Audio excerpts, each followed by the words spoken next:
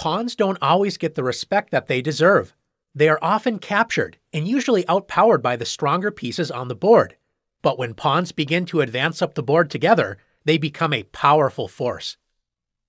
Mobile pawns can be very dangerous, at times outpowering both minor and major pieces. With white to move, the position is locked up, and it looks like white will have to move the rook to safety with rook a7.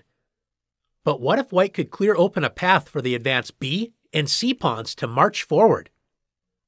To black's surprise, white played the powerful sacrifice rook takes c7 check. And after rook takes c7, white plays bishop takes b6. White has sacrificed an entire rook, but white's connected passed pawns are too much to handle. If black plays rook c8, moving the rook to safety, white will win after bishop takes d8, rook takes d8, and b6. White's connected pawn pair outpowers black's rook, as black will not be able to prevent one of the pawns from promoting. In the game, black played knight e6 and resigned after bishop takes c7. After knight takes c7, white's pawns will overwhelm the knight and force a promotion. Let's take a look at another example of pawns fighting against pieces. The French master Le Bourdonnais, playing the black pieces, has three powerful passed pawns dominating white's territory. Let's watch how he uses his pawns to overwhelm white's position, starting with the powerful move queen e1.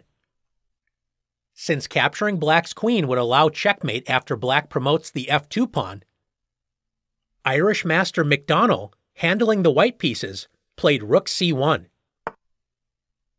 Black's queen is under serious pressure, so black supports the queen with the pawn advance d2.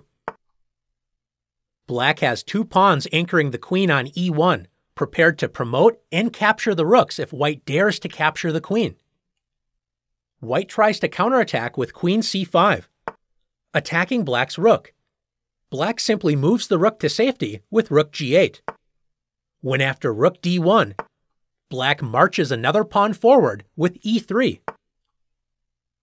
After queen c3, black's pawns overwhelm white's defenses after the stunning queen sacrifice, queen takes d1. And after rook takes d1, e2, white resigned as black's advanced pawns are stronger than the white queen and rook combined. Let's take a look at one more example together. Sacrificing a piece to gain a powerful pawn center can be very dangerous for an unprepared opponent. In the four knights opening, white can play the dangerous, but ultimately dubious, Halloween gambit with knight takes e5. After knight takes e5, white sacrifices a piece to gain a strong pawn center while pushing black's knights around. After d4, knight c6, d5, knight e5, white's pawns continue to lunge forward with f4.